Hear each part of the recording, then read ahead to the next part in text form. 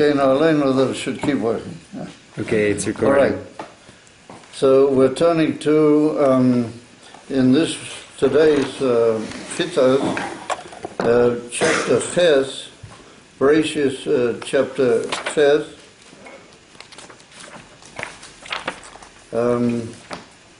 Posik, Kop, Yud Tes and Kop.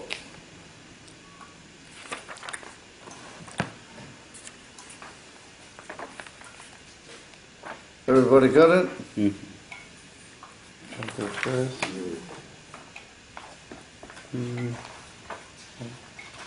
Okay, here. No, right? Yeah. Ches, chapter 8. Okay. Chapter Ches, Pasuk 19. Yeah. Yud Tes.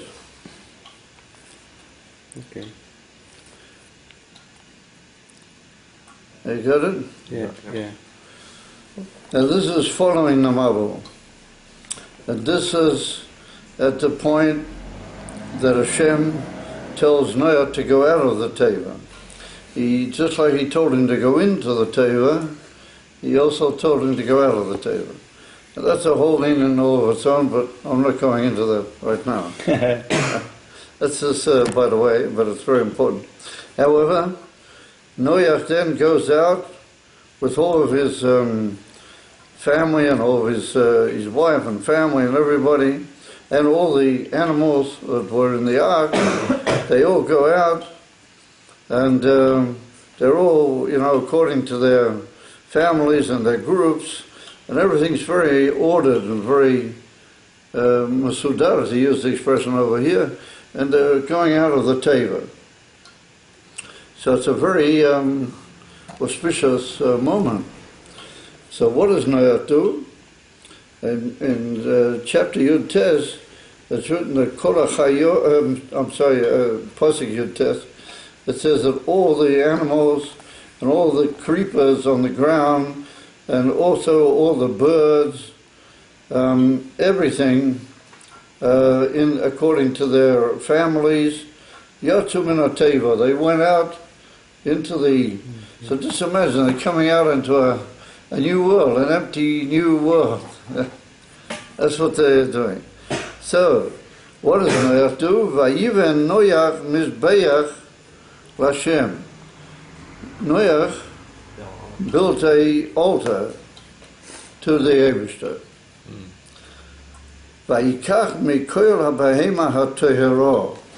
And he took from all the pure animals, umikol eifatoy, and all from the pure birds, vayal oilois pamizbeach, and he made burnt offerings, full burnt offerings on the mizbeach.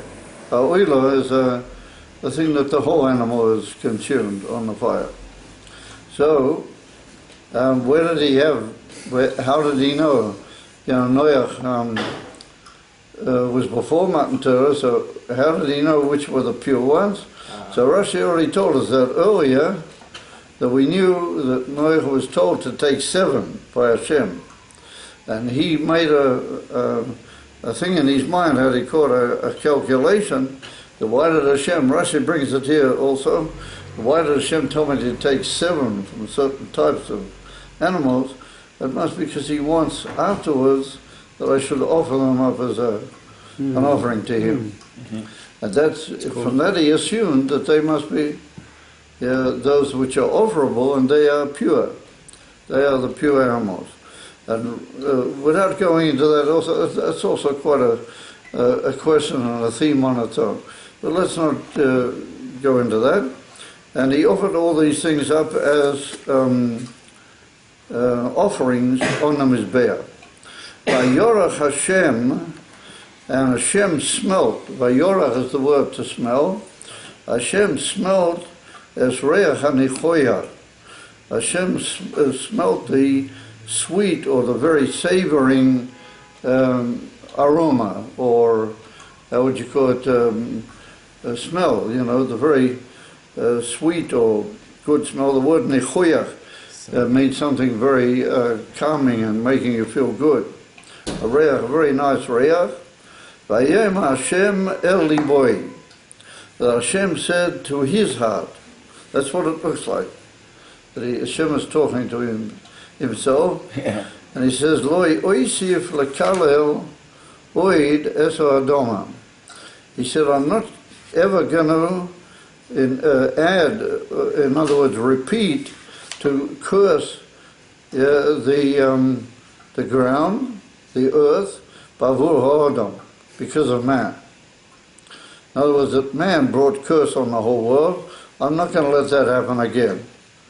Yeah, why? Ki, because Yetzer Leiv ha'adam, because the inclination in the heart of the man, Yetzer means like Yetzer Ra, Yetzer Tov. And it got the arousal or inclination of the heart of the man, ha'adam, Ra Maniura, is evil from the very time he comes out of the womb. That's how Rashi learns it. In other words, that from his very early and first day, he's, how do you call it? He's not good, this guy. That he has a evil inclination, and therefore, v'loi oisiv oid lahakois es kol chai. And therefore, I'm never going to repeat to smite all the living creatures, kasher osisi, like I did this time. In other words, that Hashem says he's never going to do this again to the world, what he did. Dahainu, that he destroyed every living creature, and pretty much he destroyed the whole world. So he says he's never going to do this again. And why? He said, because it demands a rahmanas of him right from the early part of his life. When he gets born, he has a yetzer hara, he has an evil inclination. And so what can I do? What can I expect of him? I'm being too perfect in wanting him to be only good. You understand? I'm never going to do it again. So ask yourself the question, and this is, by the way, this is not the main of the class, but ask yourself the question, right way back at the end of last parsha of Bereshit, when Hashem was deciding to do this, and to rid the earth of all living creatures, he said that I have to get rid of man. He said, Ki leitza yev ha'odam ra maniura. He gave the same reason over there to destroy the whole world. Huh. And now he says, I can't destroy the whole world. Ki yeitza leiv ha'odam ra maniura. That the inclination of man is evil from his birth.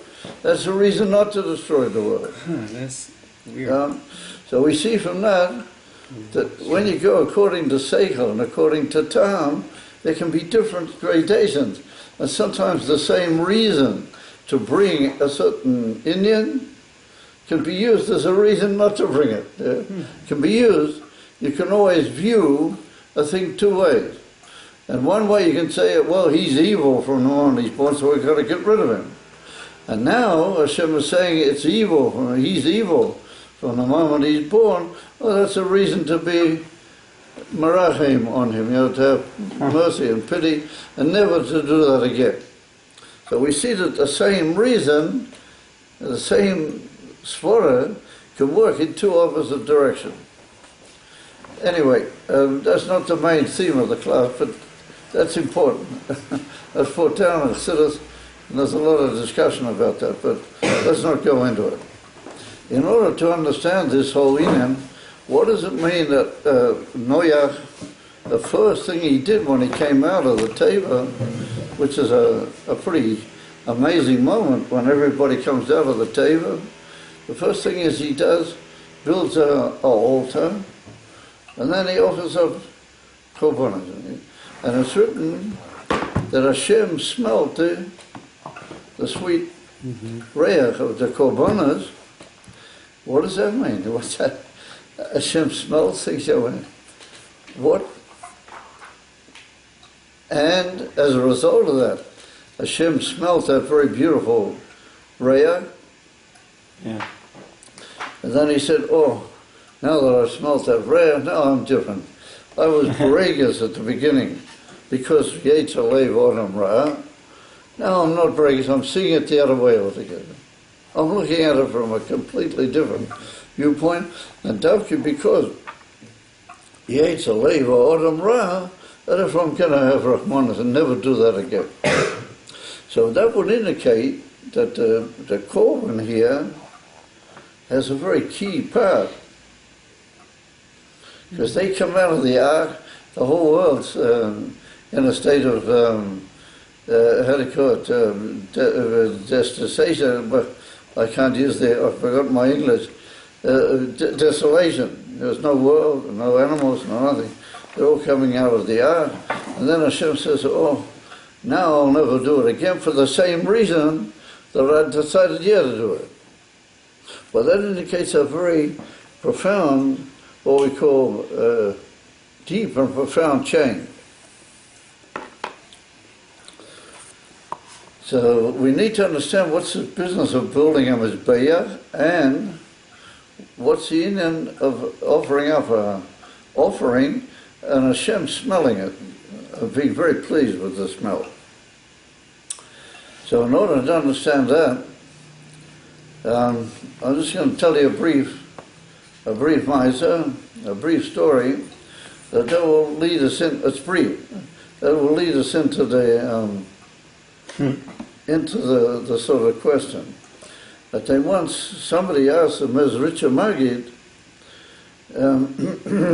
why is it that Hashem likes Bali Tshuva?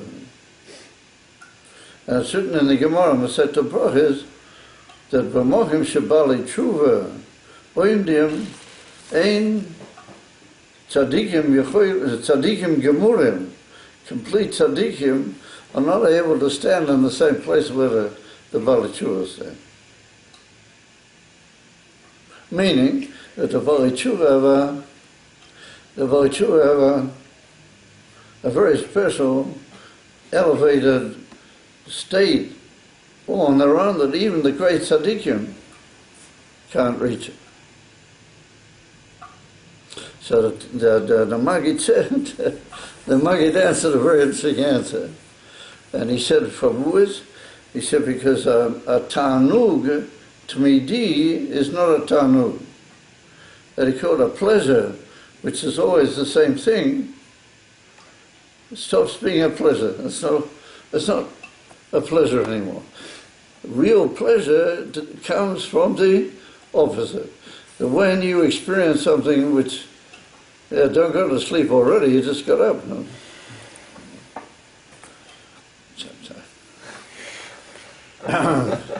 You guys play the game pretty hard. It's stuff comes something which is against you, and then that, as it were, becomes positive to you. Well, that's where you have time. Yeah? And he gave an example, the Maggid, and he said that's why Yitzchok loved Esau. That's only a few parses ahead. So that's playing a bit unfair. You can just tell me, we didn't get that far yet in the Chumash. But you know that Yitzchok loved Esau. So the Maggid said, how come Yitzchok loved Esau? Esau was bad news. Yeah. So I said, yeah, because Yitzchok hoped that Esau, and he was positive, that he was going to be Mavara Esau. That's why he tried to bless him and everything. It's like Botana, and through that he would have the tainug otzim of a thing which is against him coming back and becoming for him and cloven to him. Mm-hmm. So he said, oh, that's tainug. Well, you have something that's against you, and then that turns good. Well, that's tainug. Or something which is lechatchila good all the time. Yeah, the whole time it's a tainug. He said, that's not a tainug. Well, you guys, Patronim, he got a very profound kasha in came. And I was once at a Farbrengen. I said this was going to be short, now I'm making it long. But I was once by a Farbrengen, and the Rabbi dealt with that question. And that is, when Moshiach will come, and after that, it's going to be Olam Haba. After Tchias Amazim, after all the Amazim stand up and everything, Olam Haba. And then it's written in the Gemara that all the tzaddikim are going to be Yoshvim, and their crowns on their heads, and they're going to be baking in the, how do you call it, bathing in the oineg of the Gilui HaShechina that's going to be done. Yoshvim v'nenim v'ziv HaShechina forever.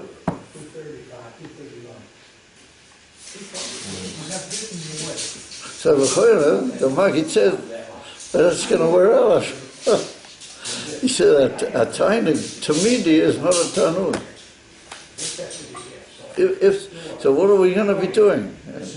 So the Rebbe said, I was once for a ring in Toshin Lamed, and the Rebbe said like this. The Rebbe said that that's a big question. That's a big shaila. So he said, therefore the Chassidim are going to go out to meet Mashiach. The Chassidim. They're going to go out special and they're going to say, Shalom Aleichem Melech HaMashiach. It's good that you're here. But we have one problem. We don't want to lose the Tzoma L'chol Nafshi. We're going to get used to it. And you guys should be falling off your chair. Right, because how do we deal with it? I understand. We have to prepare a special chair. Because we're We going want to to go fall off his chair to be mighty everybody. No. How is that possible? How can we get that? So they said, we want the Tzoma L'chol Nafshi. So what's going to be now? It's all just Tainu B'liso. What does Tzimoyan indicate? That, it's tough. And you get thirsty. And you yearn for something. And remember, you're yearning and Hashem ultimately takes you in. He has a special timing from that, and you also have a special timing. Of a timing was just laid on the whole time. You have this police off, or to a tanuk. That's not for us, you understand? That's what the Rebbe said.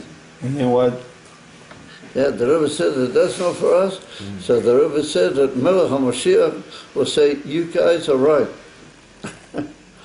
And he said, I will take special care of you guys, so that when it'll be Olam Haba and there'll be just Gilui Elokus, nonetheless, he said, I will see that you guys won't lose the Tzoma L'chol Nafshi. And how do we... Which means that even after Moshiach will come, the Chabadnikim will be always saying, we want more. This is Gilui Elokus, but we want higher Gilui Elokus.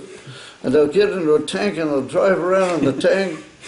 And they'll be saying to all the Yidden, you have to demand more, this is not enough. This is Ein Vo'evers and Klum. Like what Hashem can really care, you understand? So, they'll always be in a state of, anxious for something better, you understand? That's what I heard from the Rabbi. But does that mean that in the like I heard that in this Olam Hazeh, only a moment in Olam Hazeh is a lot better than the whole life in Olam Haba, because here you can do tshuva and here you can the whole life in Olam Haba is tshuva? No, that a moment here in this world. It's written in Pirkei Avos. Yeah, so then what? Then how do we? Yeah, so that's part of the Taina. That in this world you've got the Indian of tshuva, ma'asim tovim. Like I just said, Hashem loves the bali tshuva. Why? Because there's something opposite there that's happening there. So you've got to struggle to overcome the opposite. Of an Olam Haba, everything's just going to be Gilui HaShechina. So therefore the Chassidim are going to say, what have we got to do in such a... And Mashiach will be makabel that, and he will agree with them, and he will assure them that even after Tchias Amazim, there will also be Tzoma L'chol Nafshi. What? So they will... Exactly how that will be, well, let's wait and see, you understand? But Hashem has promised the Chassidim. Wow. Yeah, So you will be able to... That's what the Shem said. So it's fixed from it. So now we see that there's something in Davkia opposite coming back, that's what causes Emerson Tanu. But when things are just, the whole time one way, after a while, that doesn't have in itself the content of Emerson Tainug anymore. So let's get down now to understand that principle is hidden here in this passage. And it's like this. What does it mean that that Noah built on his Mizbeach, first of all? So come along to Targum Yonason and other great Meforshim, and they bring down that this wasn't just an ordinary altar. That Noah built this altar on exactly the same spot where Adam Arishan, when he got driven out from Gan Eden, he offered up a korban to Hashem. He did it on exactly the same spot. To copper for him. Yeah. He did it exactly the same spot. And it's also where Cain and Hevel, the two sons of Adam, that's where they brought their offering. Yeah, on the same as Bear. Noah built at exactly the same spot. Wow. And why did he do that? Because he knew this was a special spot. This was where you could sort of reach Hashem in a very special way. So he decided if others had Hatzlacha, he's also going to try and see what he can achieve. And then it's written that Hashem smelt the sweet odor. So we need to understand, what does it mean Hashem smelt the sweet odor? I mean, first of all, if we take a korban, which is an animal, or a off, particularly if you put an off on the fire, on the Mizbeach, then all the feathers and all sorts of things, it doesn't always make a particularly beautiful smell. Now, however, when you put a behemoth on the Mizbeach, once the sort of the small side things have been burned, then the meat begins, as it were, to be cooked affected by the flame, at least for a certain period of time. And therefore it's brought down in the Mishnah in Pirkei Avos that there were 10 miracles were done for our forefathers every day in the Beis HaMikdash. You know about it, the 10 different miracles. And the first miracle is that a woman who was expecting never lost, had a, what do you call it? Miscarriage. What's it recorded? Miscarriage. Never had a miscarriage from the smell of the korbanos on the Mizbeach and the Beis HaMikdash. And why should she maybe have a miscarriage? Because it's well known that if a woman is expecting, she's pregnant, and she smells, or the uber smells a very powerful smell, and it wants very much to have that, then that can affect a woman that she doesn't have the ability to hold the uber, and the uber can fall out because of that. It's put down in the Gemara Masechet Yuma. And also it's put down that if she has a very powerful longing for something, and she can't get it, then that, as it were, shock, could cause her to lose her. So it's written that never happened in the Beis HaMikdash. So all the Meforshim learn over there that after a certain point, the Basar HaKodesh, how do you call it, the holy meat on the Mizbeach smelled like a meat, roasting. There was a sort of smell that could cause a person a taiva. So, okay, let's learn that way. That there could be, ultimately, certain types of smells that are good. But I mean, Hashem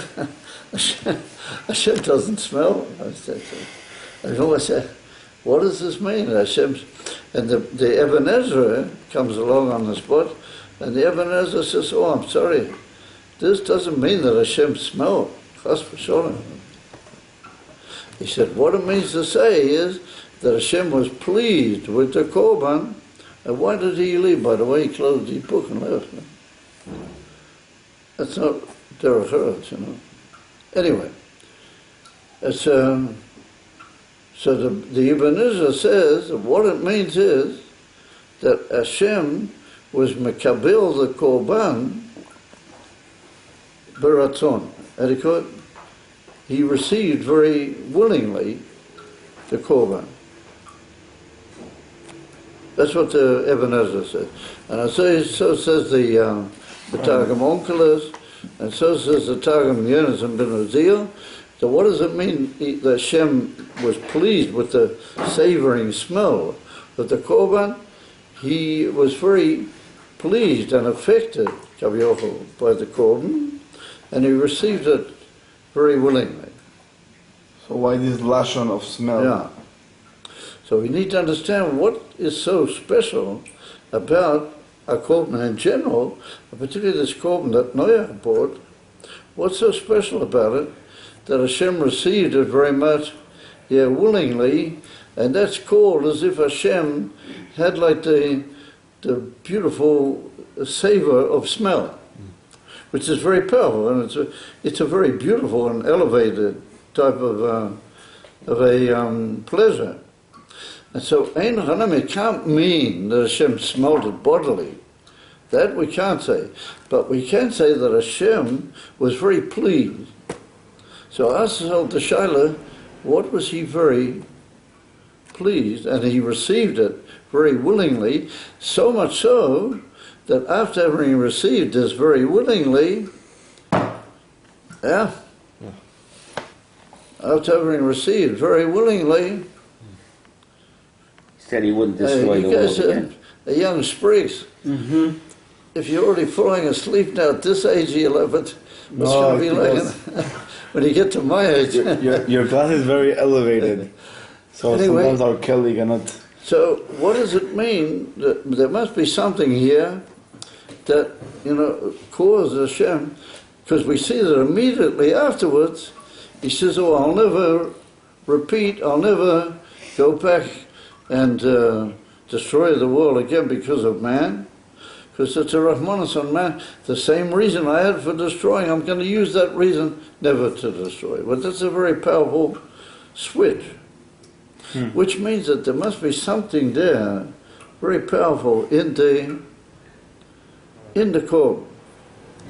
All right. So in order to understand this, I want to just bring another small point, which is like a story, but it's like part of a purus. It's not a story, but the Medrash comes along here in the Medrash Rabbi, and the Medrash Rabbi says that what did Hashem smell? Mahu Yara. Yeah. Did Hashem smell the smell of the meat on the fire, or did he maybe smell something else? So that the Medrash says that Hashem smelled the reyach of the clothes of Avraham Avinu when he was coming out of the Kivshano age. The clothes of Avraham Avinu? Of the oven? Kivshano is oven? You guys are all familiar with the fact that Avraham Avinu, before he became the famous Avraham Avinu, he was Mekayim Lech Lecho. In the early part of his life, Nimrod, the big king, had him thrown into a furnace of fire. Oh, okay. Now this furnace was unbelievable heat. Yeah. Right. White hot inside. And they took Avraham Avinu and they threw him in, and he came out. He walked out of the furnace of fire. However, from the Medrash it appears that his clothes got scorched. He didn't get touched, but his clothes got scorched. And as he was coming out, there was a riyah from his clothes. It's like a human korban. As he was coming out. So it's written that what did Hashem smell here in Noach's korban? He smelled the smell of the clothes of Avraham Avinu coming out of the Kivshano. Now, first of all, that hadn't happened yet. Yeah. That's not going to happen because Avraham Avinu hasn't been here. He only gets born at the end of the parsha. That's number one. Number two, what if Hashem smelled the scorching of his clothes as he came out of the the Kivshanoi.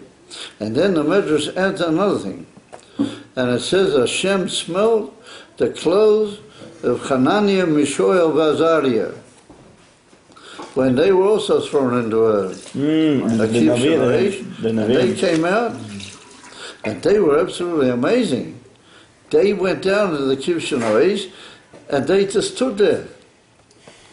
And they didn't leave the Kivshanoi till the king was so